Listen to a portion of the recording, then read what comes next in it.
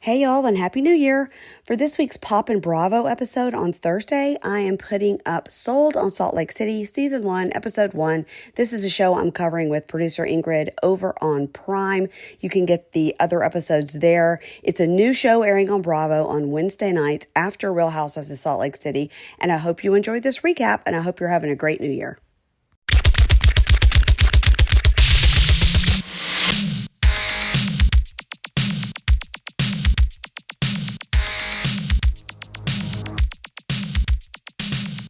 Hey everybody, welcome to Pink Shade. This is Pink Shade Prime. It's Thursday, and you guys, we have a brand new show. It is Sold on Salt Lake City, Sold on SLC, and I'm here with producer Ingrid, who's going to be my co-host for these episodes. What's going on, Gur? Well, as you can see, I'm in beautiful Salt Lake City.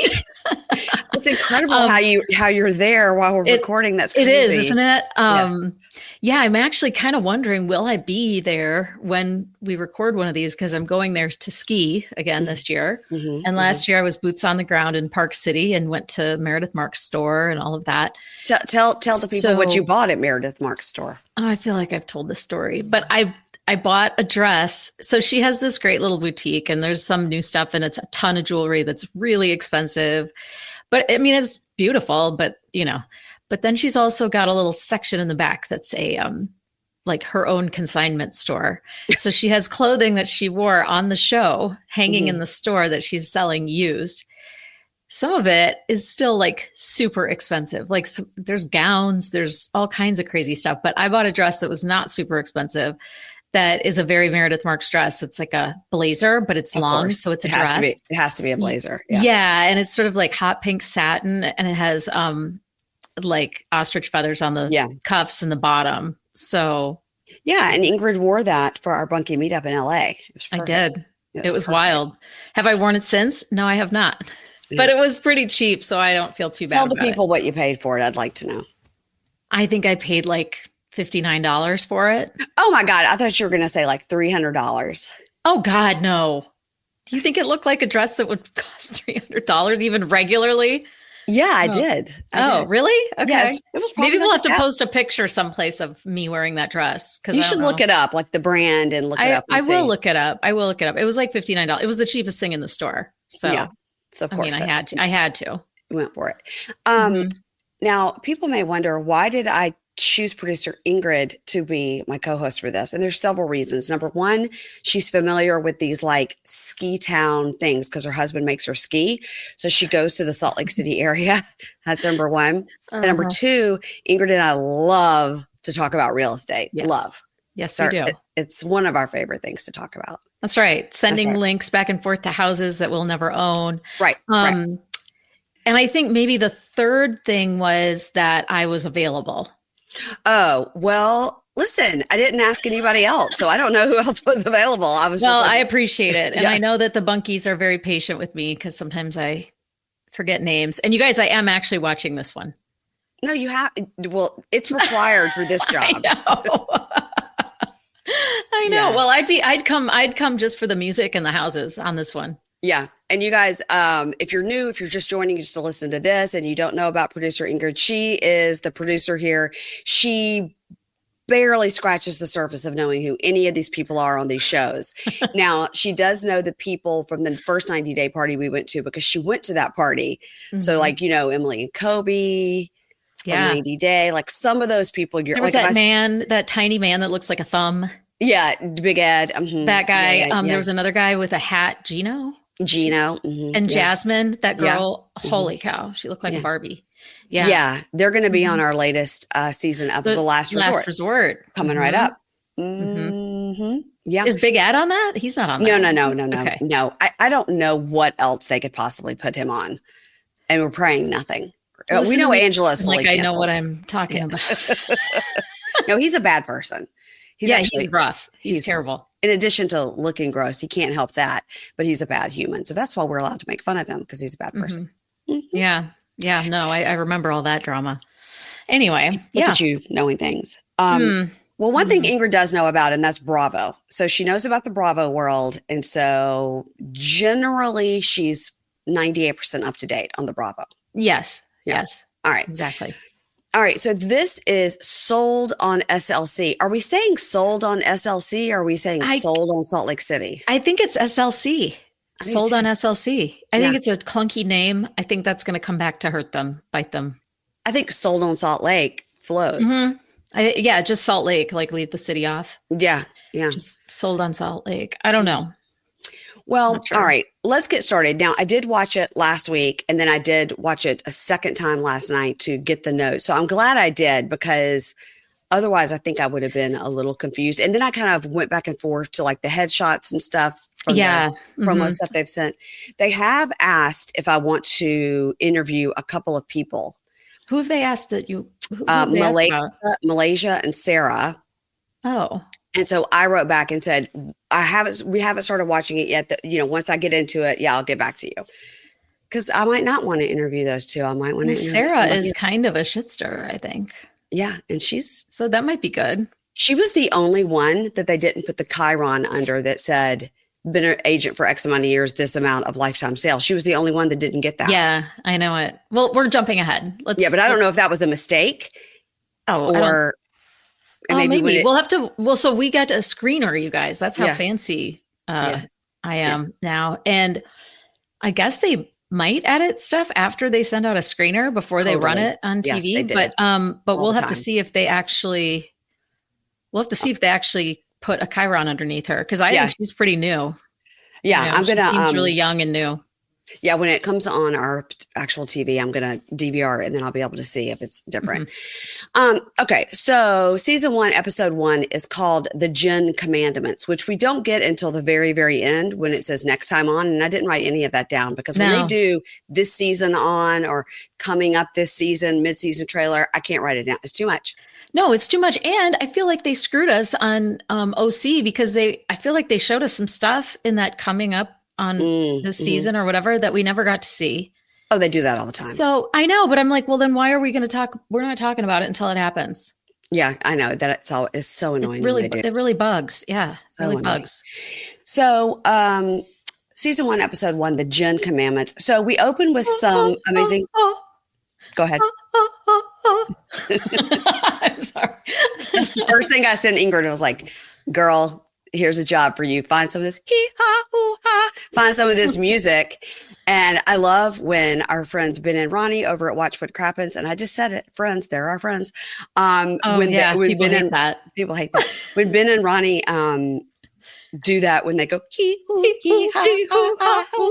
love it when they do it. So we're not going to be able to do it as well. No, I can't do that. I can't do that. But I can pick some good intro and outro music, which I'm doing. Okay, do that. Yeah. So we see Jennifer. So it's Jennifer Yo, and she gets out of her fancy white sports car that I studied. And I was like, okay, it's a Porsche. It took me a while, but it's a 4-door Porsche. And when they showed the inside of it, I was like, that looks really comfortable. The Porsche? The Porsche sedan?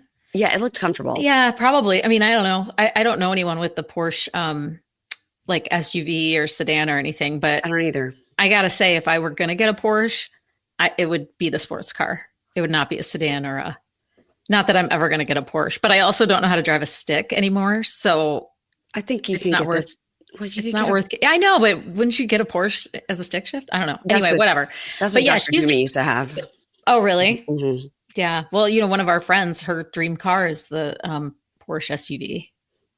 Who is that? Sarah Reed? Doc. Yeah. Yeah. So I just said her whole name. Whatever. You guys don't know her. So, and then you said she was a doctor. So we just, I know. Okay. Well, anyway. She plays one on TV. She's our personal doctor. So, so we see her get out of her fancy white sports car and walk into her office. So she's in like stiletto boots, leather pants, with these boots and this jacket. Her Chiron reads, Jennifer, 17 years as an agent, 118 million in lifetime sales, CEO of Presidio. Interesting, because later somebody has more sales than her, which is interesting. So she walks into this big meeting. Oh, everybody, it's our Monday morning, brouhaha, clusterfuck, whatever. So she walks in and she says, okay, let's start off the week. We had 41 closings this week. Everybody, woo! Right? Yeah. So in her talking head, she says, Utah is a patriarchal society. What? was surprised. It was just shocking. And she says, I have been told that I have a Barbie brokerage and that I bedazzle my agents because that's what a woman would do. So I say Barbie to billionaire. How about that? I was like, all right, I like it. I like it. Yeah, I like it. So she gives him some pep talks, blah, blah, blah. And then she says, okay, does anybody have any questions?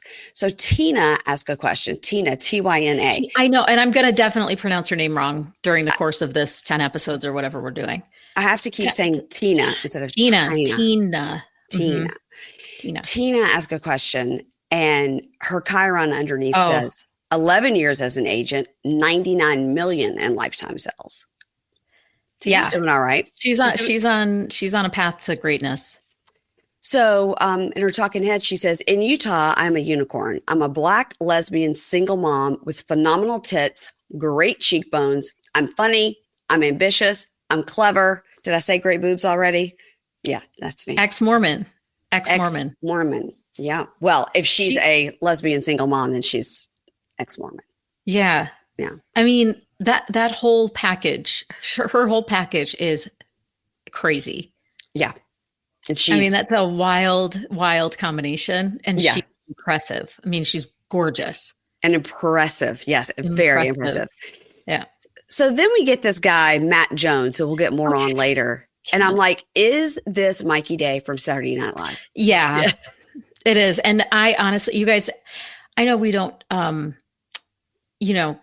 we don't presume to know people's backgrounds or sexuality or preferences or any of that. But I have to say, like, before I knew anything about this guy, I wrote down, ooh, who's this cute guy?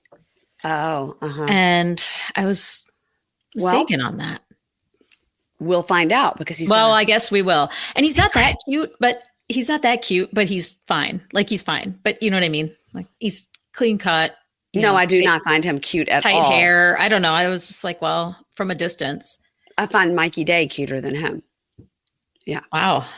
And I don't think Mikey Day's very cute. No, I know. So we meet Matt and he says, Tina is an ex-Mormon and I genuinely don't know how she feels about Mormons, but I do know that when people leave the church, they become very, very bitter towards it. And we're like, okay, we're just in like a real estate meeting. What's wrong with you? Okay. We're just like trying to be like, woo woo, who got the sale this week? Like, why are you being a jerk about Tina? So back to the meeting, there's a girl named Malaysia. So Malaysia asked a question. I have a buyer looking in Salt Lake City. Oh yeah, I've got something in the Lehigh. I got somebody, blah, blah, blah. And then we see Malaysia, her Chiron, 2 years as an agent, 8.8 million lifetime sales. And in her talking head, she says, moving back to Presidio, I knew it would be all eyes on me. I am LDS, but I don't fully agree with it. Like as far as the drinking and the partying, and yeah, I get side eyes. So it's a little bit like the Mormon talk girls. It's like, yeah. It is like them.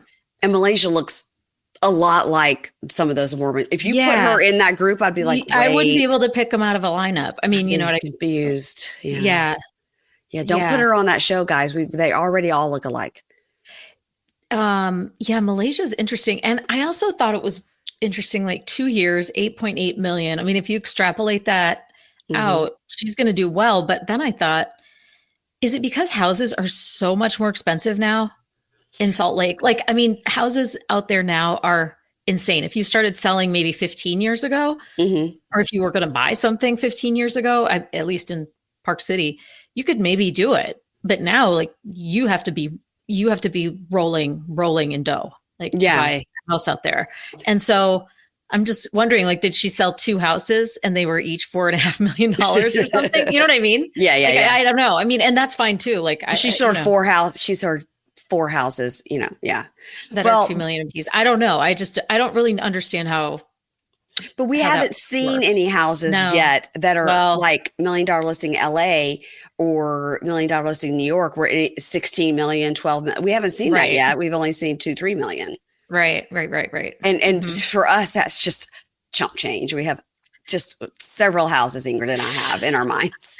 In my head, I have some. I was just looking at some in New York this morning. Yeah, Ingrid and I send each other apartments back and forth, and we're like, we can Laverne and Shirley in it, and two single beds in here. Yeah, we can definitely make this studio apartment work for us. Yes, we could definitely put up a little divider and make a bathroom schedule, and it'll be fine. You guys, this is not a lie. This is what we do. Yes. Okay. This is what we do. All right. So then another guy comes on, Kenny Sperry, which is a rough name, Kenny Sperry. And he says, Malaysia coming back to Presidio is a bold move. Her willingness to just jump around, I'm suspicious because it'd be easy for her to jump ship again. Now we see Kenny, we see him walking by a pool and he's just all slick. And it says, Kenny, 12 years as an agent, 153 million more than Jennifer in lifetime sales. In his talking head, he said, I believe God plays a massive role in my career. And as a member of the church of LDS, I'm a 12 out of 10. And I'm consistently one of the top producers at Presidio. Okay, Kenny. I like Kenny right away. Kenny's something. He's something. I liked him right away. Right away. Kenny's my type of people. And it's interesting that he has made so much more money than Jennifer, yet she's the head of the agency. Right? Yeah, right. But so that tells me that he didn't have the go get 'em that she clearly had to build. Like, she's obviously good at hiring people. She's a good manager. You know what I mean? Like, she's good at building a team, all that stuff. So maybe he's just not into that, which I get. I mean, I hate people, so. Yeah, but he could just also be like, why would I take that headache on when I could just keep all the money? Right. When I could just keep rolling, when I could keep just rolling and making money. Yeah. No. I agree. So I'll be interested to see what his home life is. So at the meeting, Jennifer says, as a reminder, we're going to look for Realtor of the Year again. Everybody remember last year it was Matt. Yay, Matt. Now, Matt, oh my God, go ahead. I have a note. Now we see Matt, and we saw him earlier. Matt, 6 years as an agent, 25 million in sales. And as they say, everybody, yay, it's Matt. This is what happens. They literally do a record scratch. They literally do a record scratch, and everybody looks around and is like, Matt. Why was he agent of the year if he's only been doing it 6 years and is 25 million in sales? Why wasn't it Kenny? Well, my thought is, okay, if someone's been at the company, so last year it would have been 5 years. Mm-hmm. They saw potential in that guy and she didn't want to lose him. So she made him employee of the year or whatever, because otherwise some other firm might have snagged him and, okay. Because like, that's a lot of money, because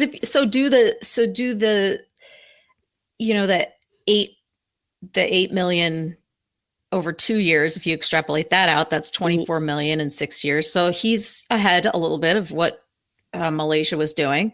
Mm-hmm. I mean, it's not chump change what he's, the money he's making. But if nobody likes him, then why does she want to keep him? It's so interesting because we are seeing as viewers right off the bat, before we even meet him, we see him making a bitchy comment about Tina, and we see the record scratch when everybody's like, oh, yay, Matt. So it's obvious that a lot of people don't like him. Well, I think they also maybe think like, because this is his like second career.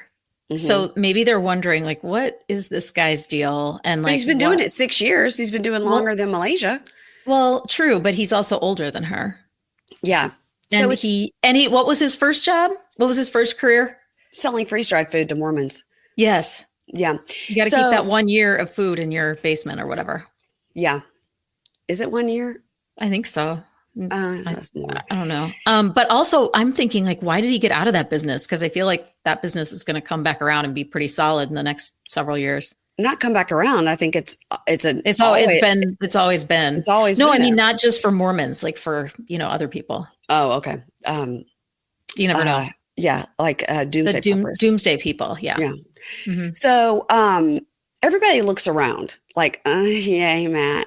And so Tina says, Matt oozes used car salesman energy. Mm-hmm. And so it's so interesting what we're seeing as viewers of what the production is trying to show us versus sort of what Jennifer is saying. And Kenny is like, oh, he's a great guy. And we're like, really? Yeah. So the talking head, Matt says, I got to double what I did in sales last year because I'm not going back to selling freeze-dried food storage to Mormons. You know, Mormons love to buy freeze-dried food, but they also like to buy houses.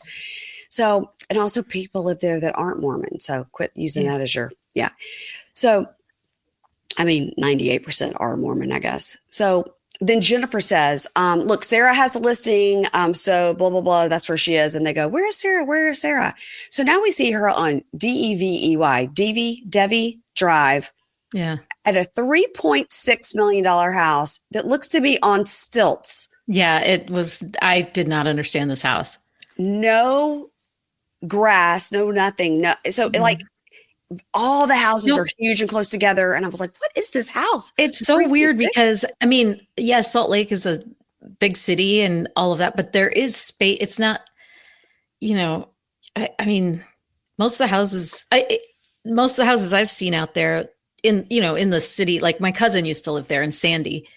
She had a huge yard. I mean, like, it's not like, you know what this house could have had a yard. But it just wasn't but done. It's just weird. Yeah, maybe it wasn't done. I don't know. The whole thing was just a little off. It looks like it's looking like a Barbie dream house, this house. Yeah, just stuck down in the middle of the sand or whatever. Yeah, I didn't get it either, but you know. So we meet Sarah, the only one who we don't get a Chiron for. I mean, at least it could have said like 1 year, 0 in sales. I mean, it could have said something, you know. They could have said like something, her age, something. I don't know. Yeah, she's pretty and Brazilian. She's really pretty. She is really pretty. She's like really pretty, guys. She's so pretty. And she's from Brazil, which like all the people on 90 Day Fiance are dying for a Brazilian girl. So they are all gorgeous. And seeking sister wife. So we meet Sarah. So she's praying. And she says, as a Christian, she says a prayer before everything she does. Now, she says, I moved to Utah from Brazil 8 years ago. She either said, and I listened to it 1,000 times on the screener, you can't do closed captioning. There's no closed captioning. And she's either said because of Chris or then I met Chris. Oh, so Jesus, if she moved 8 years, I mean, 8 years ago, we know how old she would have been young. Well, 8 years ago, I mean, she could have been 24. You know what I mean? I don't know. We're going to find out more. I was thinking she was more like late 20s, but I guess maybe not. No, I think she's probably 30. 30s. Well, I don't know. She could be late 20s and her husband could be mid 30s. I don't know. Yeah.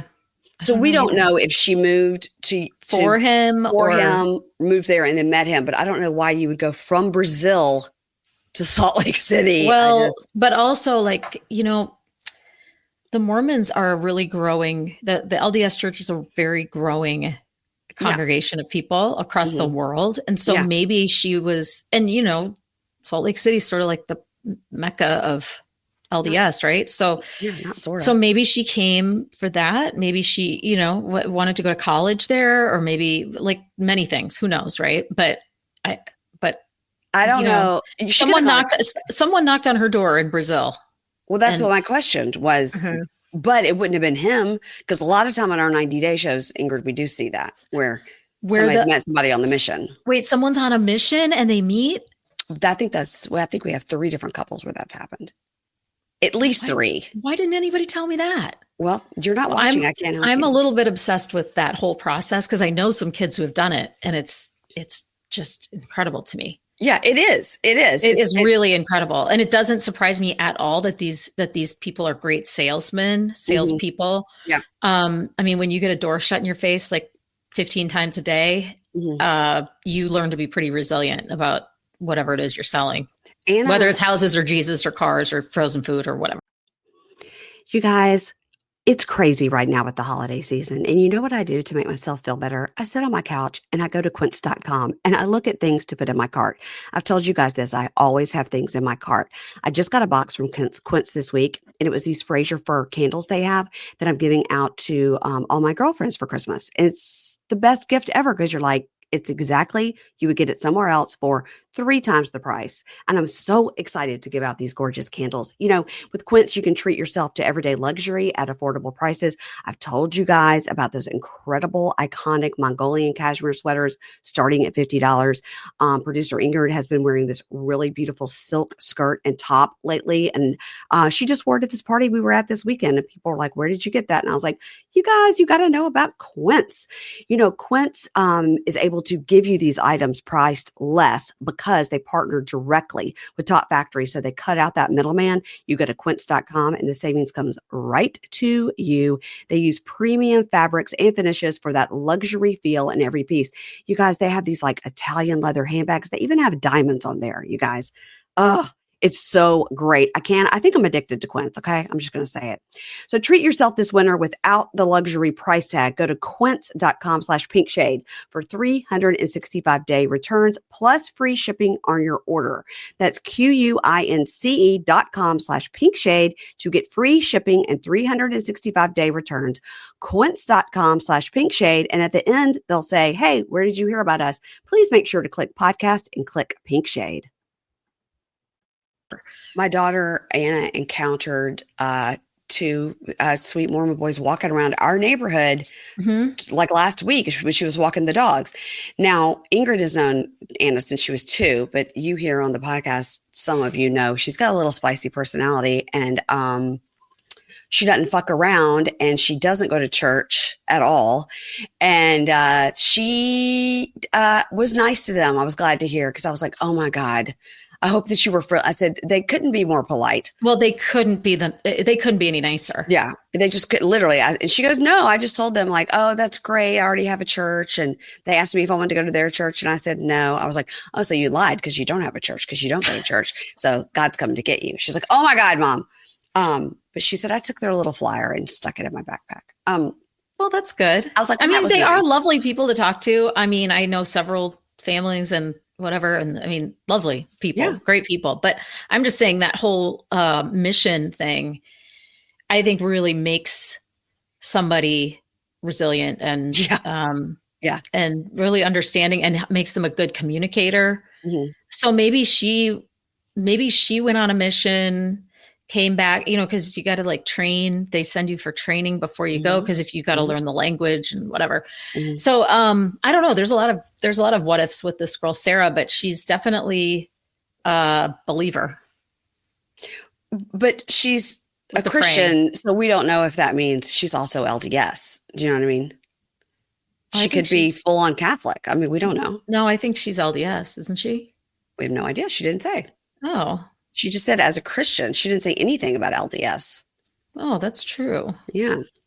So anyway, we don't know why she moved to Salt Lake City, but she did. So then we see Matt again. And Matt said, Sarah's husband, Chris, works for another firm. The other firm is called Real Broker. Hi, this is my broker from Real Broker. Presidio sounds way better. Mm-hmm. Way better. Mm-hmm. And I can't believe Jennifer, the head of Presidio, I can't believe Jennifer even lets her work at Presidio, because she's sleeping with the enemy. Well, it just seems like a real conflict of interest. You know, it does. It really, really does. Yeah. And I mean, you know, maybe there's been nothing up to this point to create a problem, but we can tell it's coming. Yeah, clearly there is. Yeah. So Sarah says, yeah, I'm very good friends with Jennifer, but lately she's, I don't know the word, but we say in Brazil, she's like slippery, like I can't get my hands on her. And now we are at this $3.6 million house on stilts. Sarah's client arrives. It's Lisa Barlow. So Lisa's like, hi, oh my God, let me close the door. Oh my God, no, you look amazing. No, you look amazing. I know, I was just in London. I was on Bond Street. Oh my God, I spent so much money at Prada. They invited me to Wimbledon. Okay, show me this house. Hi. I know. When she said that, I was like, is that what you need to do to get invited to Wimbledon? I was like, oh, wow. Okay. Note to self. Buying one wallet at Prada is not going to get you to win Wimbledon. Dang it. Yeah, I know, right? So we get some B-roll of Sarah at the Salt Lake City party. I'll also be very interested to see when they show it on TV, because on our screener, they have the time clock running around, you know, like it's real B-roll, and they didn't cut that. So I'll be interested when it's on TV if they've cleaned that up. Clean that up a little bit. So she shows her this house. This house is 6,201 square feet. It's 5-bedroom, 5-bath. And Lisa's like, oh my God, the closet is too small. This would have to be for John Barlow. They're walking and looking. I wrote right away, this house is not for her. This house is not for me. No, but I mean, it's obviously it's huge. But it's not for Lisa. I mean, she's sitting on the couch and I love that like fade in, fade out of that kind of conversation. Well, we're going to need a red light room. We're going to need a package room. I need a salon. I need, like what? Yeah. We get in there and she says, well, the ceilings are low. I need 10 to 12 feet. The home gym, I don't know what's going on in here. It's too small. And we need a pool, a driveway, a red light dry sauna, a guest house, statement garages, a salon, a spray tan station, a red light therapy room, and a mail room for my packages. By the way, I'd like a mail room for my packages. That'd be great. That'd be How many fantastic. packages are you getting? Thousands. And I've already warned everybody in this house, I don't want to hear jack shit about anything about the amount of packages that are about to start arriving. Well, Christmas is coming. If you don't like it, don't look towards the front door. Or if you don't like it, don't expect any presents. Exactly. So Sarah goes, yeah, you should just build because you're never going to find a house. Yeah. I was like, this is just for show. We all know Lisa Barlow's not buying this crappy house. It's not crappy. It's $3 million, but still like, it's not worth $3 million in my opinion. No, but still, I don't know, whatever. So maybe it's the best location ever. So now we're back after the meeting back at Presidio and everyone's going to their offices. So Matt goes into Tina's office and he goes, yeah, when I first rented a space in here, I rented this office when I was first here. And she goes, great, have a seat. And then she says to him, she goes, you have a secret. And he goes, what? And she says, there's tension between us and I need you to be open and honest. Just like God says, be open and honest. Tell me the truth. Tell me the truth. I'm going to ask you something. There's talk going around that you're running around telling people that I don't believe in God and that I hate Mormons. And I know that sounds just so ridiculous, but that would kill your business in a place like that. She said it really would, especially mixed with the whole, being a lesbian. There aren't a ton of African-American people in Salt Lake City or Utah. I mean, so that's not like a strike against her, but it's a thing that makes her different. Yes. And you'd start telling people that she doesn't believe in God and she hates Mormons. I mean, you might as well have to move. Totally. Because it's a small place and word travels fast among people who can afford these kinds of houses. Yeah. She was like, a lot of my clients are Mormons. My daughters are Mormon. And it could really not only affect my business, but my family. And he goes, bring me somebody that heard that from my mouth. And she goes, my best friend. You went to lunch with my best friend and you said that to her. And he goes, no, I don't think I said that. And then in the talking head, it's like, I don't like Matt. I don't like Tina. And the talking head. I was like, Matt is a dick. Get away from him. And then we see something stupid that like a year ago they were put on a project together. And then it's like 1 year before. I was like, are you telling me that they have been in this office No, come on, reenactment. Don't.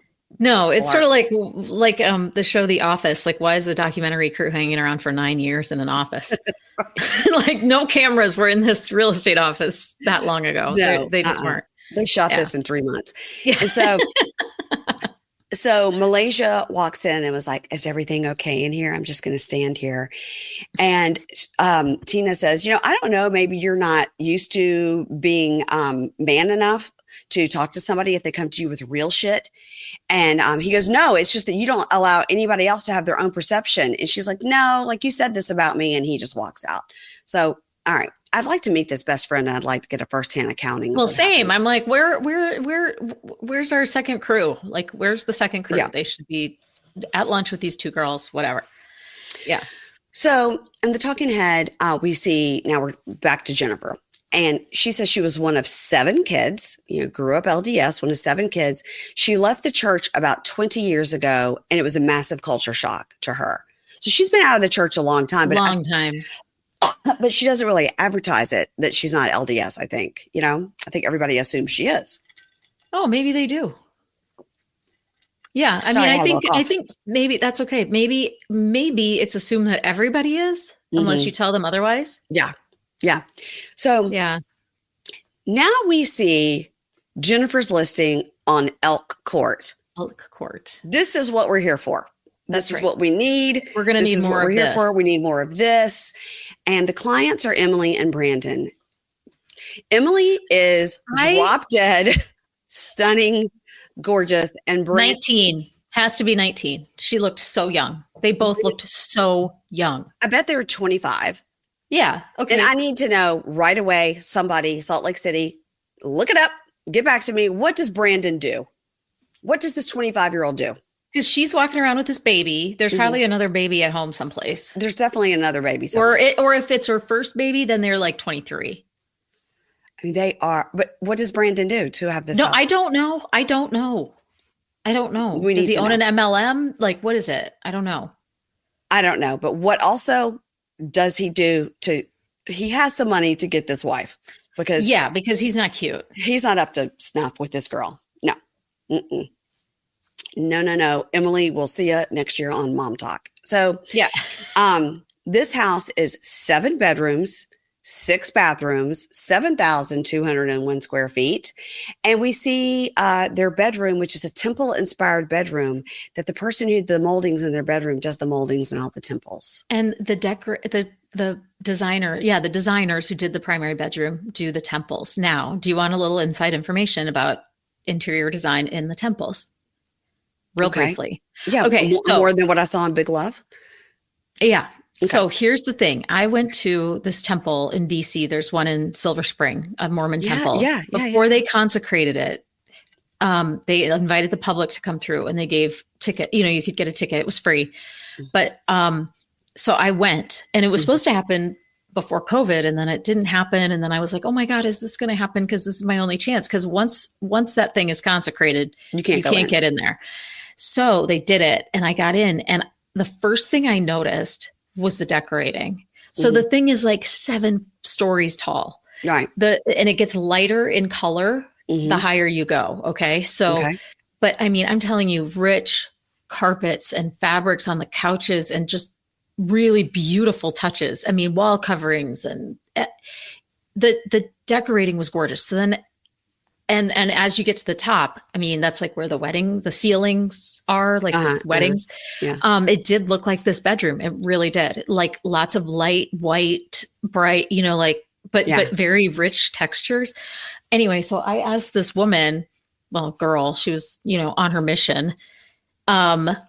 Sister, what was her name? Gretchen or something. Anyway, I was like, I have to just ask what, and her job was to stand there and answer questions. Yeah. I said, what's the situation with the decorating?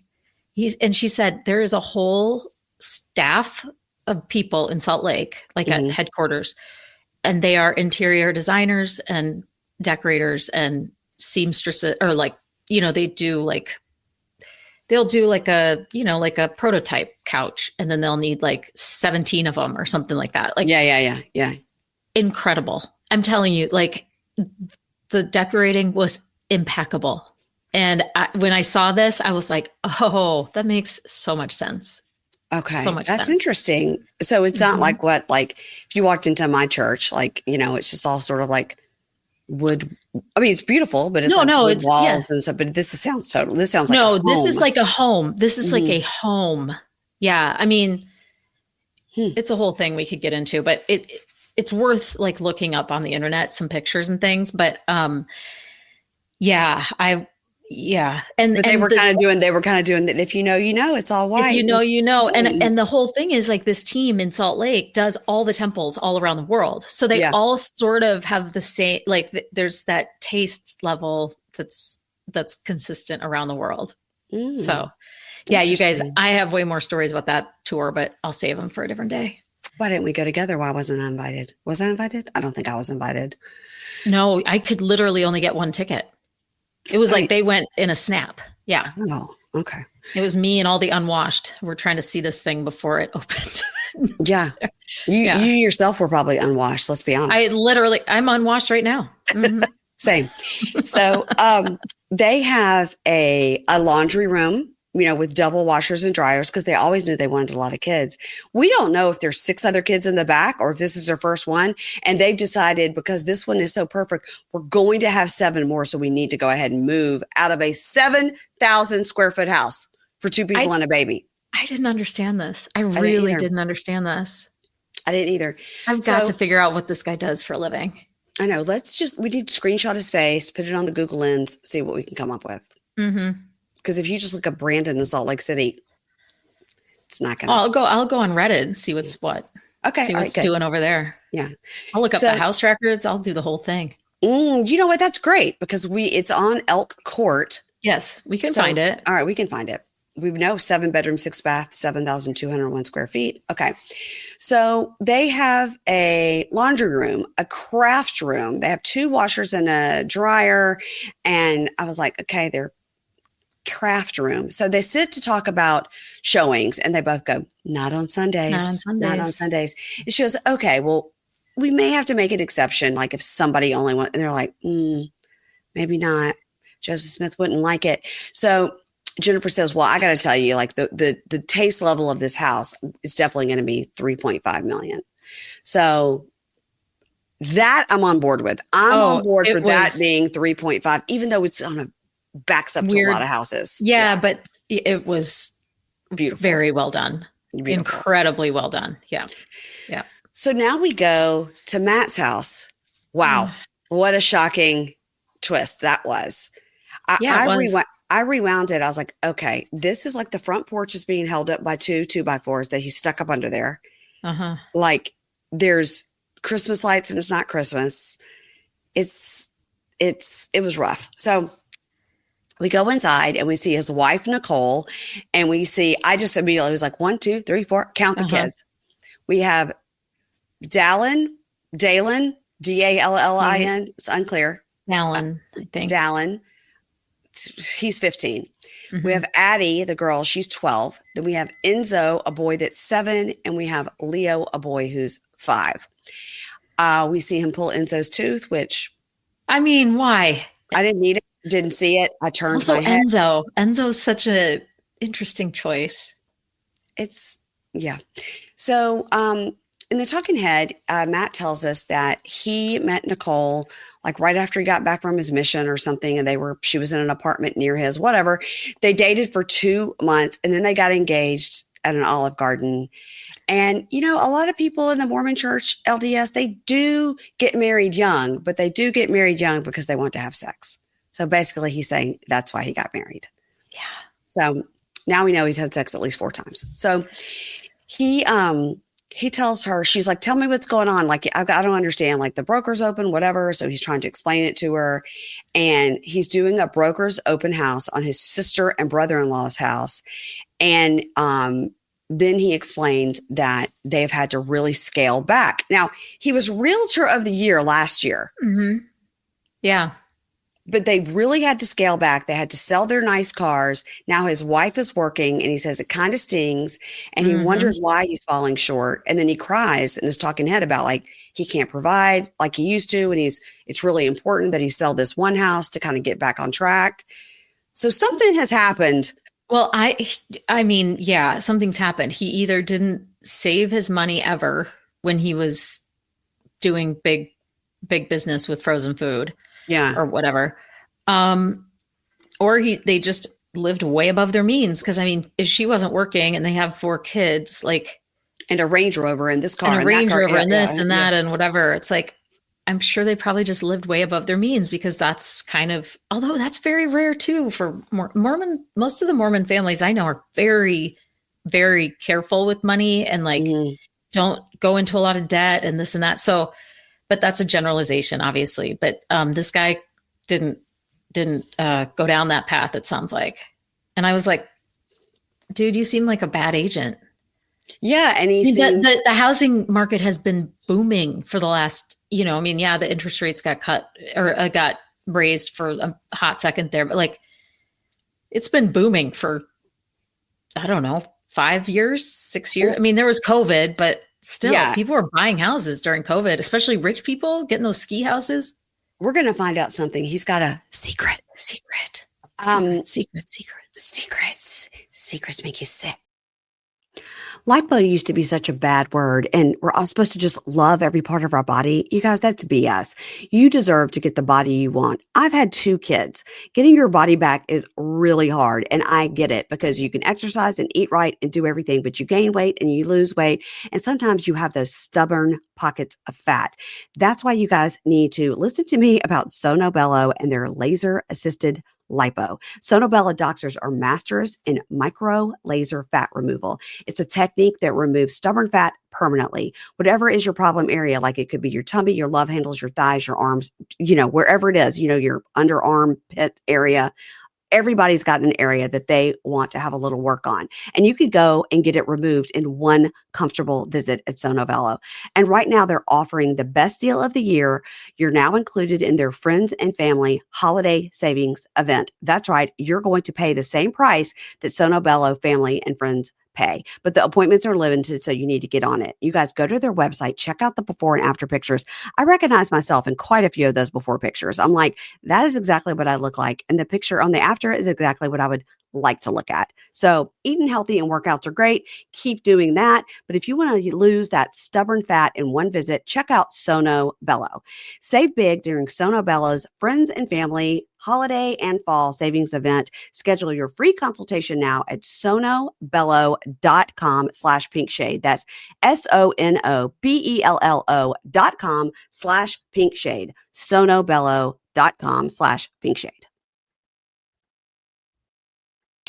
So, over at Tina's house, Jennifer comes over. This is Tina's new house, and it's sparse because she just moved in, but it's like pink couch, pink plates, whatever.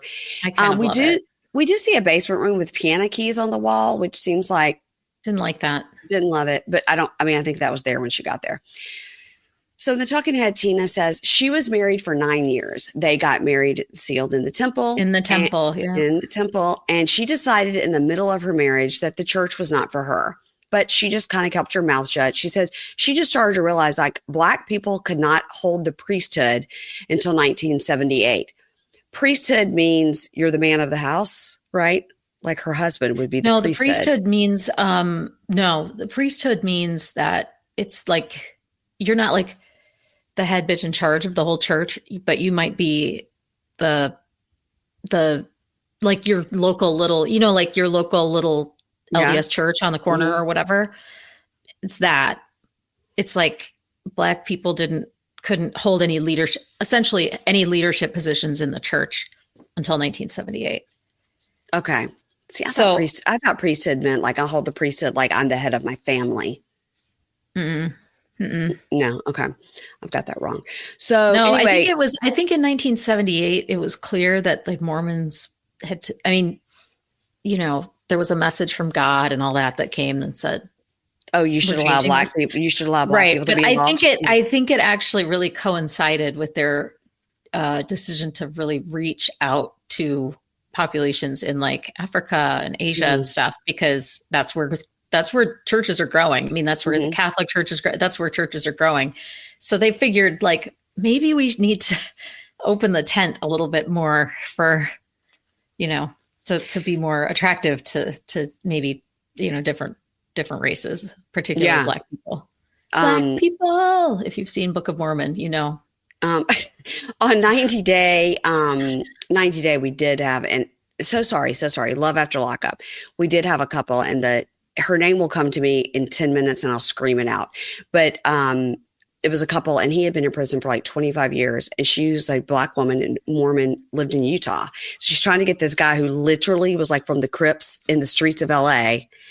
And he's in prison in California to move with her to Utah. And he was like, I don't see any Black people here, and I don't want to be Mormon. But he'd been in prison for like 20 something years. He did, I know, like boop, boop to open up your car. He didn't know. I mean, he didn't know anything. He was like a Encino man. Right. I think they broke up. So she has 2 daughters. She has Devin, who's 17, and Harper, who's 12. And she came out as lesbian 2 years ago, and she met her first girlfriend, whose name is BJ. And before she met BJ, her first and only ever girlfriend, who now she's in a serious relationship with, she had never had an orgasm. So that tells us something. That was quite a long explanation too on the show. It kind of went on for a minute. You mean with her explaining? About explaining like she had never had an orgasm, and then whatever, or maybe it just felt long to me because my husband was in the room. Well, my daughter and I were watching this, so that could have been that. I don't know. Anything that like that, I'm like, oh, just close the computer or mute or whatever. Keep moving. So anyway, her partner BJ is moving in on Friday with her. Mm-hmm. And so we have to assume her daughters, Devin and Harper, live with her, but must also go back and forth with the dad. They probably go back and forth. I mean, they're still Mormon. I assume the dad lives in the area somewhere, blah, blah, blah. So these two are talking about shady agents in the business, right? You want some tea with your tea. And Jennifer says, it's interesting, right? Because wherever Sarah goes, there's Chris. Well, Chris is her husband. Well, sure. And she says, Chris recently took 15 of my agents, 3 of my top producers. So I think that what we're understanding here from the later conversation is that these 3 top producers have 5 people under them. So 15 people total. Right. I think that's correct. But they were all under her umbrella. Yes, it's her umbrella. So then I thought, okay, at the weekly Monday meeting, where are those extra 15 people sitting? Because that room looked already packed. Right. Am I wrong? Right. Well, a lot of people were standing. Yeah. Yeah, I guess so. I don't know. I should talk to my brother. Well, there's probably a ton of realtors in our, in our listenership here, but I don't really get how it works. I don't understand it. I don't understand the structure because I know you pay into you have to pay a slice to the brokerage or so whatever, here, if you work for McInerney and then, so like Ruth, my realtor. So Ruth sells me a house. She works for McInerney. So she charges us 3%, right? Mm-hmm. So she's getting 3%, but then of our house sale, but then she's got to give maybe 1% of that back to McInerney. Sure. And now those rules have changed too. So that whole 3% for each agent, that's all done now. Like it's all just a free for all. Yeah, it's just whoever can do it for less. And then it's like just do it yourself. Just do it yourself on Redfin. But I mean, I would never. Listen, I would never give myself an appendix surgery. Oh, good. I would never give myself laser eye surgery. Good. I would never try to paint the outside of my house. I'm getting special. I'm getting people who have these talents. There's nothing wrong with that.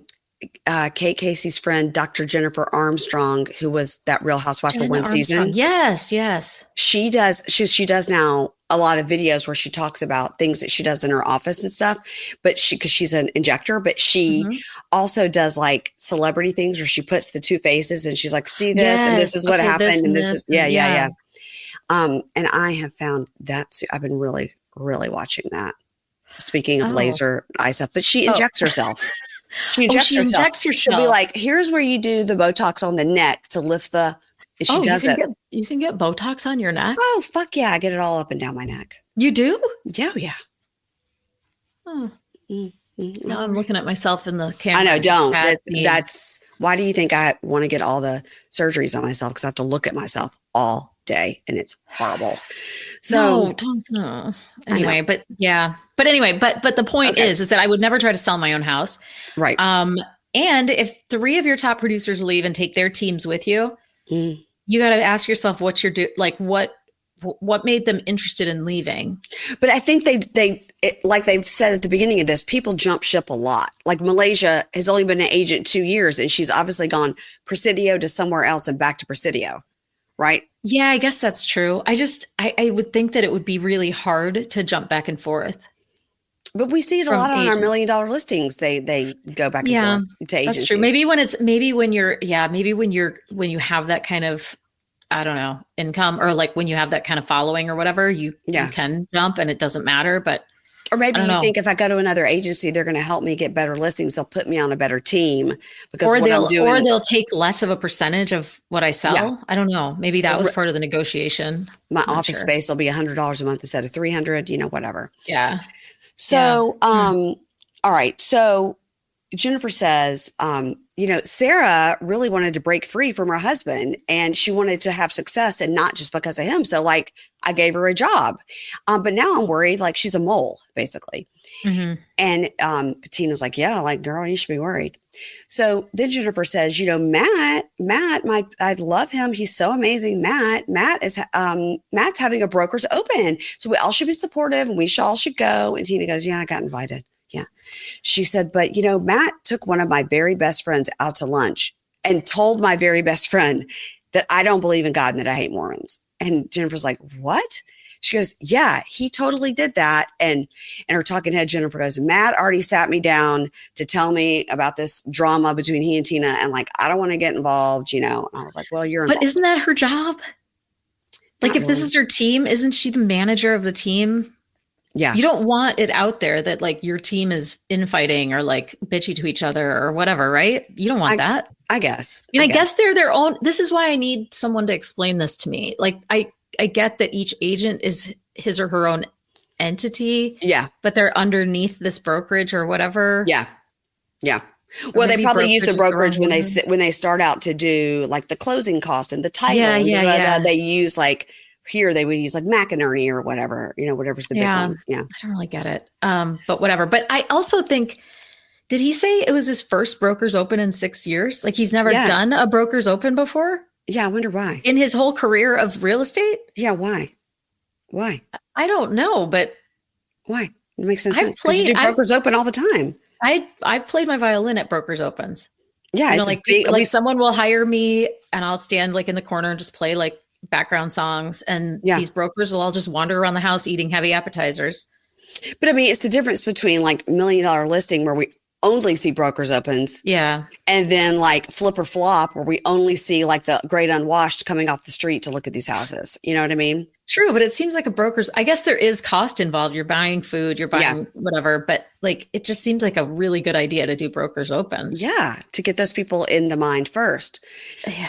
All right, so now we get some jazzy realtor type music as we see Matt's listing. We see Matt's face and we see Matt's listing, and then we get literally another record scratch. No lie, 2 in one episode. I know. And he drives up in a real old Camry. It looked like it had a rental license plate on the front. I mean, poor Matt. So again, I don't mind an old Camry though. Well, me either. But either the but you can't roll up like that. You can't roll up like that. You got to park around the block. If you're the realtor for this home, you can't park your Camry in the front like that. You can't. Again, production hates him and wants us to know this guy is slimy. Or at the end, we're going to be like, oh, we don't know why we were so hard on him. We liked him. You know what I mean? Something's happening here. Listen, we're savvy TV watchers. We're going to figure it out. We'll find it out. We'll find it out. Yeah. So in his talking head, he says, this is my first ever brokers open. And one thing I've learned about growth and challenges is you can't have growth without challenges. Nailed it. Okay. One thing I've learned is keep the kitty litter box out at the brokers open. Is this just like such a dude thing that he just can't? I was like, because all during my notes, I'm like, I really think this guy might be gay. And then I wrote, maybe he's not gay because he missed a lot of details in this house. Like it was bad. He didn't know how to fluff a pillow. That's for a vacuum situation. Like all of it was just. He's just picking things off the floor with his fingers. Like there's a vacuum. I was like, what is going on here? It's like he doesn't want to sell the house. So and then that whole porch in the back with the steps that didn't exist down to the porch. Did you see? Oh my God. It was just like, you have to step over these bricks to get to the patio. Like someone's going to fall down at this open house and then sue you. This house is being sold as is. Okay. And so he puts up the flag, he gets all ready and he says, my fellow brokers will judge me at this brokers open. They will. And they will judge me also on my charcuterie board, which we find out is a big thing in Salt Lake. So it's a second mention of charcuterie board. So Jennifer arrives and she says, she's talking to Matt, who she loves. And she's like, I love the neighborhood. This house is 4,400 square feet, 5 bedroom, 3 bath. To which I say, no. 5 bedroom, 3 bath is that no for me, dog. Nope. You better be coming at me with a 5.5 or a 5.4.5. Yeah, I agree. Because 3 bedrooms are sharing a bathroom? No. Well, and is one of those a half in the hallway? Exactly. Like then you've got a 2-bedroom or 2-bathroom? I don't understand it. So 5-bed, 3-bath, 1.3 million, not worth it. No. And she goes, okay, you've got to go through this to make it look like a model home. Like, why is there shampoo in the shower? He goes, yeah, that looked like shit. He goes, I told them to get rid of it. And then we see 5 minutes earlier, the other guy who's like his lender is like, do you want to take all this stuff out of the shower? He goes, no, it's fine. No, it looks lived in. No, you don't want that. Nobody wants to use someone's used shampoo. Like you have to be able to envision yourself in this house. Yeah. And if it's not clean, it's even worse. She's like, a used house like Teresa Giudice would never move into. No, they're pointing out like stuff on the carpet. And she's like, there's a litter box. Are there cats here? And he goes, well, they're in the basement. She goes, so the litter box should be in what are you doing? So they take the litter box down to the basement. I mean, this guy just didn't literally walk through and do everything, Well, it makes me wonder, like, what do his normal open houses look like? Right. Like if I were going to, because he's clearly never done a broker's open, what are his normal houses looking like that he puts on the market? And why was he Realtor of the Year last year? I don't know. Okay. Maybe I'm going to have to maybe go on like her website and see like, we got to figure this out. Yeah. We got to figure this out. All right. So the talking head Jennifer says, Matt has all the ingredients to be a great realtor. And this is his first over $1 million house and he needs help. And, his brother-in-law has asked him to take a massive cut on the commission here. So he needs help. Something has happened with Matt. So did Matt only sell duplexes and apartments before this? Timeshares. That's what I wrote down. I wrote that same thing down. I was like, what has he been selling? That he's Realtor of the Year, has had good amount of sales. He's had what did they say? 25 million in sales in 6 years, and he's never sold a house over $1 million.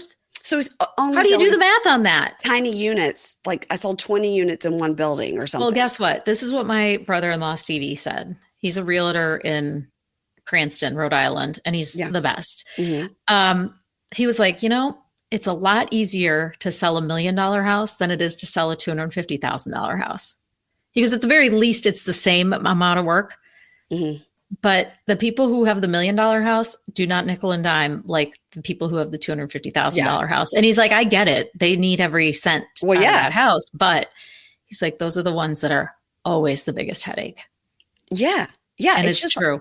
And I just talked about this week with Keisha that one of my favorite shows that I hate watch is My Lottery Dream Home. Oh, with David, what's his name? With David with the snake up his neck. Yeah, he's from Minnesota. That tracks. He when you see earlier episodes when he doesn't have the snakes up his neck, I'm like, oh bless him. He's so cute. So he that show, people will have I won the lottery. I won $16 million. So I would like to buy a house for $212,000 and that's it. And I want to be on the lake and I want to have 6 bedrooms and I want to have a red light therapy and a guest home statement garages and all this stuff. You're like, no. And you don't understand like these people that win these things and then they go on this show and they're looking for their dream home. And he's like, okay, I'm going to help you, but we're going to have to go to 250. And they're like, can't do it. I know, but it's sort of like, but at least they're saving their money, I guess. Yeah. And that's really good because, those people blow through. I mean, those sad lottery stories, like everybody dies. The worst. Meanwhile, if I won 16 million, I'd be like, okay, I'm going to spend 14 million on a place in New York. Yes. Yeah. Oh, I'd be like, I'm just going to go ahead and buy that beach house and not worry about it. Don't give it to me over 25 years. Nope. I'll take I'm taking that lump sum. I'll take a lump sum. Right. Because I might drop dead. So anyway. That's right. You know what it is? But these people with the lottery houses and maybe with this, I don't know. It's what I've heard when people, like when I've read memoirs or whatever, when people lose a whole bunch of weight, they're now skinny on the outside or whatever, but they still feel on the inside like they're less than, or they're whatever the thing is that they were hung up on. And maybe these lottery winners, like, everyone's got money concerns and things. And it's like, you can't comprehend $16 million. No. So you're like, no, I mean, it was a reach to buy our last house for 100,000. I'm only going to 200. Yeah. Yeah. 'Cause Right. that's a big Yeah. splurge, and I get it, and it's very interesting. But this back to this guy, I have no idea how he has sold $25 million It has never of sold a real house over estate. $1 million. Right. The math is not mathing. Mm-mm. Okay, so Kenny comes in, Kenny Sperry, and other agents arrive. And the talking head, Kenny says, the first time I met Matt, I felt like he was really, really going places, and he has charisma, and that's it. Oh, just kidding. Just kidding. He's really a great guy. Great guy. So Malaysia comes in and she goes, oh, great to see you, Matt. Matt, it's so weird. I didn't know you were Hispanic. I met your sister, Meg. And he goes, we're not Hispanic. And she goes, oh, what are you? He goes, white. She goes, oh, wow, then she must have a really good tan. And then we see a picture of the two of them where they do look spray tan to within an inch of their life. And then she goes, do you tan? And he goes, yeah, I tan. Yeah, I do Botox. We call it Brotox. And Kenny's like, yeah, there's nothing wrong with it. We do Brotox. And then we see Matt doing a talking head where he says, yeah, when you go to the gym and you've got that tan and you, and he flexes. And you got that pump. We didn't need it. But we didn't again, need any of that. We did not need any of that. None of it. Let's remember in the Mormon culture, and we've heard this on Mom Talk, and we've heard this on Salt Lake City, they are taught that you can achieve perfection. You can. And that's what Heather Gay has said. That's why she opened Beauty Lab and Laser, because she'll always have clients, because in the Mormon culture, they're striving for perfection. They're always trying to look perfect. So the guys getting Botox is not shocking. It's perfection is in the eye of the beholder, right? I mean, tanning yourself within an inch of your life is not necessarily perfect to me. You know what I mean? Not to you, but to these guys. Well, maybe, but like who gets to decide that? Do they decide on the inside? And also, did a girl thought you guys were Hispanic? Yeah, I mean, that's like, so maybe you're okay. All right. So then on this house, we see that they have a Costco door. Now, this is a thing I've been seeing lately that I've seen on some real estate, porn, Instagram, and TikToks that pop up for me. This door from your garage that goes directly into your pantry. So now in my house, the garage is down below, but it wouldn't work in your house either, because your pantry doesn't back up to your garage. No, it doesn't. My bathroom does. Yeah, but I get the idea of it. No, I get it too. Well, build the house specifically like that. Sure. I mean, hell, it's like having a mudroom right there with your laundry stuff in it and all of that. It makes tons of sense, especially if you're going to Costco every 5 minutes, which I have to imagine Mormon families probably are. Yeah, they have a lot of kids. Other families do too, but even more so if you had like 5 kids or something. Yeah. Interesting. Yeah. So it is. It makes tons of sense. It really does. They had the door for the food, which is great. And he goes, and here's the Minnie's Butler pantry. There's no appliances in there, so it's not really. Anyway, it's great. So Matt says, there's an LDS saying, organize yourself, prepare every needful thing, and establish yourself a home. So that's what I'm doing here. I'm selling people a home, right? So Jennifer and Kenny are talking about Matt is just a stud. He's such a great seller. He's just a stud. He needs a few big listings under his belt. He's so great. We don't get it. No. We've got to figure out why production is showing us one thing and these people think another. Yeah. And why is he Realtor of the Year? And yeah, I mean, his numbers sound really good to me. I don't know what. But he's obviously broke. Mm-hmm.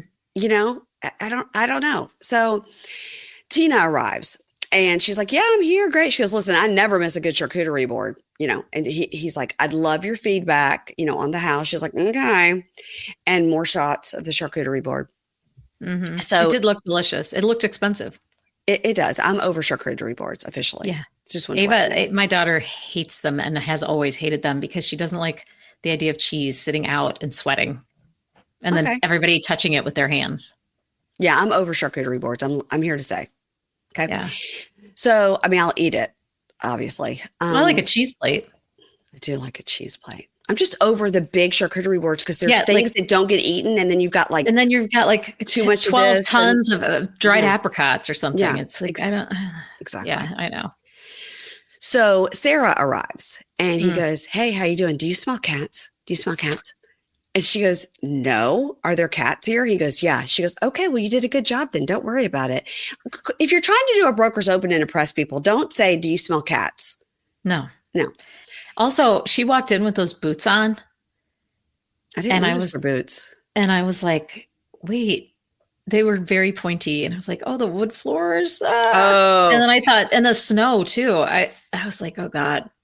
I did notice when Jennifer walked in, her heels, and I thought, is he going to ask her to take her shoes off? Yeah. Or maybe it was Jennifer. I can't remember, but I was looking at the shoes and I thought that too. I thought, oh, that's not good for the floors. Mm-mm. So in true housewives fashion, Sarah asked Jennifer, can we talk? Can we talk for a minute? Right in the middle of this Broker's Open? That would be great. Thanks. Yeah. So Sarah says, I just need to know, did I do something to you? Like things are different between us? Like, is there something going on? Like what's happening? And Jennifer says, last month, Chris recruited 2 of my brokers and their whole offices, many of my top producers. And I sent him a text to say like, hey, why am I reaching out to you when this is happening? Why aren't you reaching out to me when I've been kind enough to let Sarah be at Presidio? And he hasn't. And as she's talking, Sarah goes, wait. Why would he need to give you an explanation? It's not his fault. No, it's true. She's trying to say it's your fault, you know? And Sarah says, I think I brought 5 agents with me when I came to Presidio. And Sarah says, so you think I'm taking agents from Presidio to go over to my husband's agency? And Jennifer goes, you know what? This is not the time or the place. This is the wrong time, wrong place. Let's don't do this in public. And then she goes, great idea. So Sarah stands up, goes back over to the charcuterie board, and then Jennifer leaves. And everyone's like, ooh, you know, blah, blah, blah, you know, behind the back. Yeah. So we're talking head. Sarah goes, I'm not taking the blame on this. You know, agents leave all the time, and maybe they just want to leave Presidio and go over to something real, like a real broker. Well, and honestly, it's all going to come down to dollars and cents because these people are basically independent contractors. And yeah, you have to interact some and whatever. But like, if you really hate the person in charge, then that's a reason to leave, I guess. But like, if someone's going to offer you more resources for less money and you can make more money. Yeah. You're like going to go over there. Like, you don't have to pay for your office space or you're, you know, those things you get when you walk into an open house, like the cardboard, like the brochures. And like, if they pay for more of that, then you know, whatever, like every little thing counts. They're paying for your yard sign. They're paying for the expense, your charcuterie board, whatever. Exactly. So it's like, I get it. I don't think it's Sarah's problem. I don't think it's, what's her husband's name? Darren, Chris. Darren, Chris. Yeah. Darren, we're gonna meet Darren Chris in just a minute. So I wish. In the talking head, Matt says, look, I'm I'm glad that they had this fight because now the talk in the office won't be that the kitty litter. Okay. Now we go to Jennifer's house. So we see some word art, grind, hustle, execution. And she's given treats to her cute dog named Brody. And we meet her husband, whose name is Darren. Oh, and that's the Darren. Yes. Sorry. Right. Darin. That's the name. You guys, you can't make it up. Okay. So she says, you know, the vibe of our home is we work hard and we chill. It's 2.3 million, 5 bedroom, 5 bath, 2 kitchens, a screening room, and some other fun things. We built it a year ago. Everybody in Salt Lake builds a white house. So I built a black house. So I like it. I think the house is worth 2.3, 5 bedroom, 5 bath. I thought it was cool. Yeah. I mean, 2 kitchens, a screening room, like that's a lot of stuff going on in that house. Yeah. No, I thought it was cool. It looked really like cozy and kind of. It did look cozy. You know? Yeah.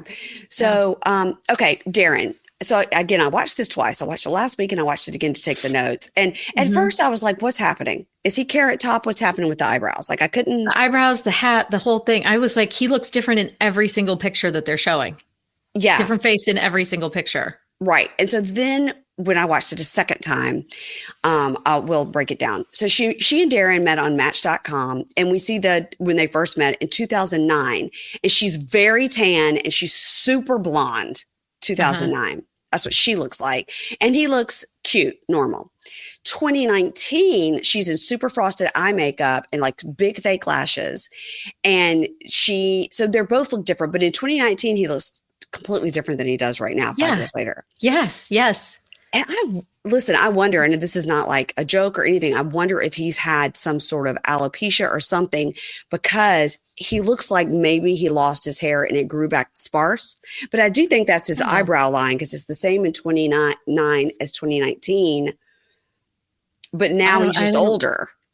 Yeah, I didn't look at it as closely as you did, but I literally wrote, he's Michael Keaton. Yeah.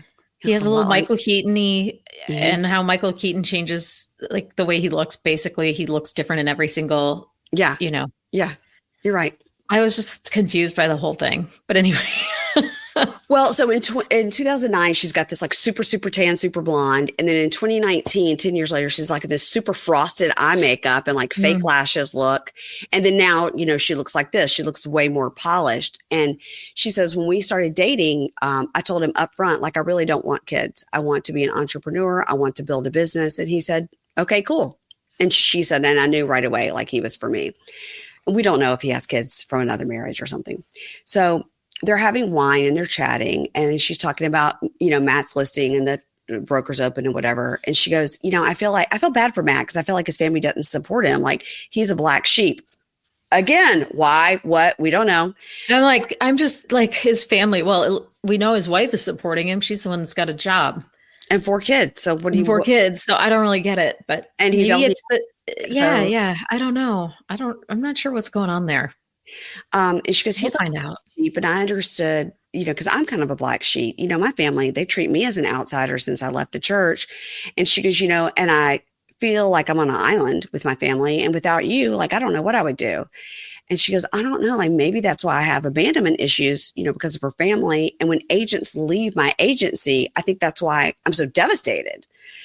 So she tells us in the talking head that she was married in the LDS temple, and she stayed for 8 years, but she knew she did not want to be married after 6 months.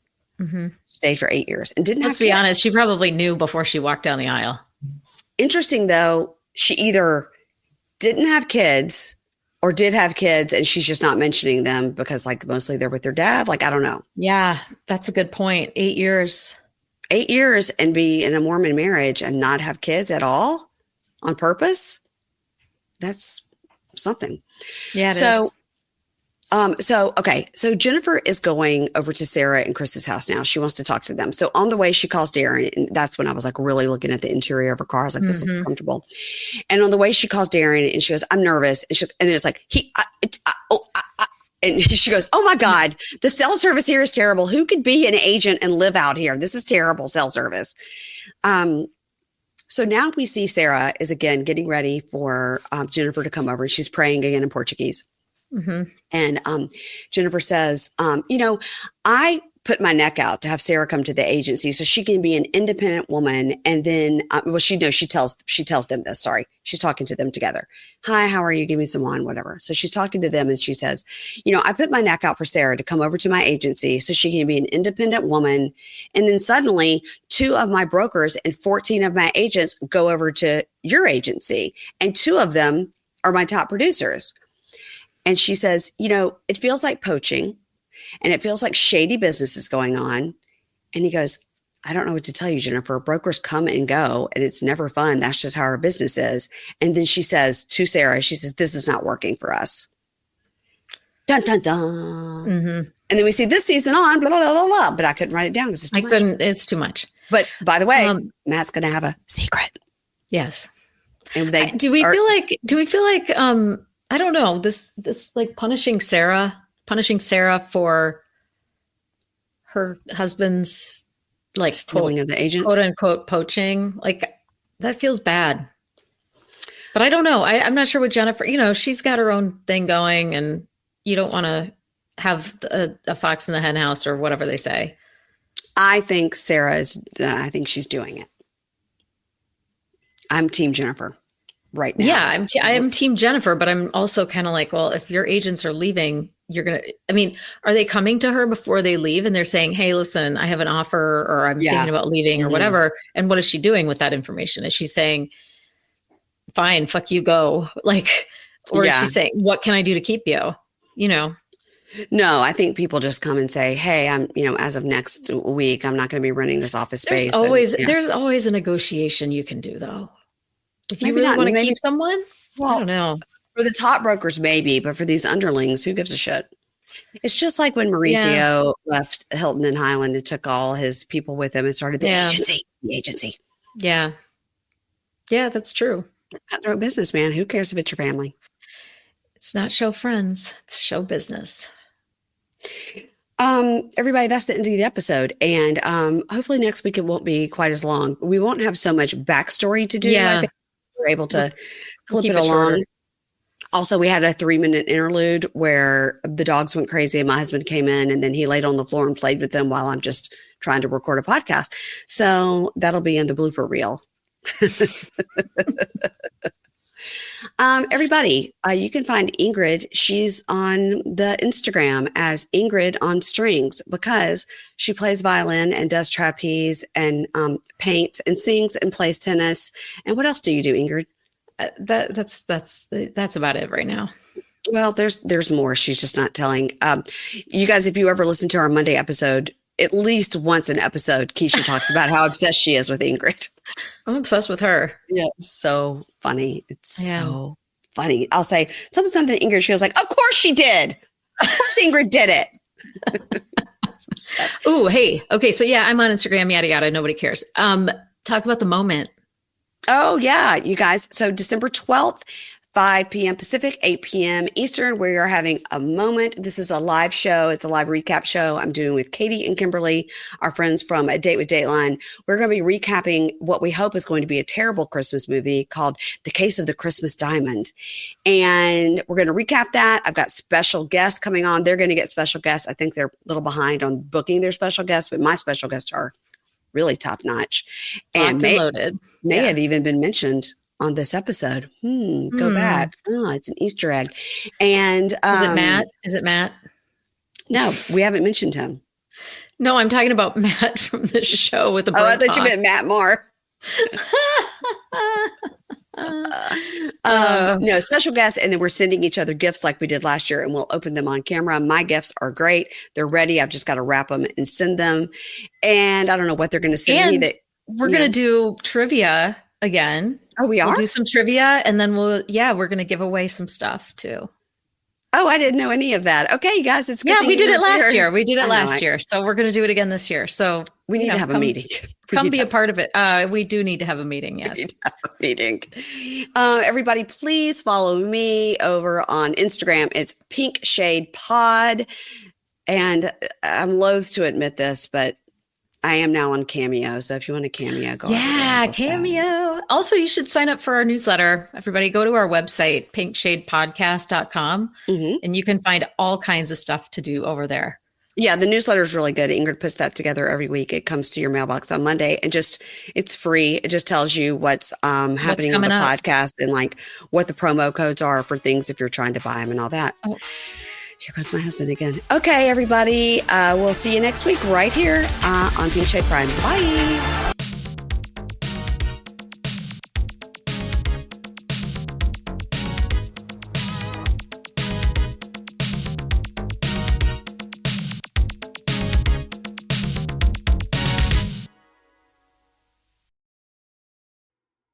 Ads not read by me, Mary Payne, don't necessarily reflect the views of Pink Shade. If you'd like to listen to ad-free, you're going to go on over to Supercast or Patreon, and you can find the links to Pink Shade Prime at pinkshadepodcast.com.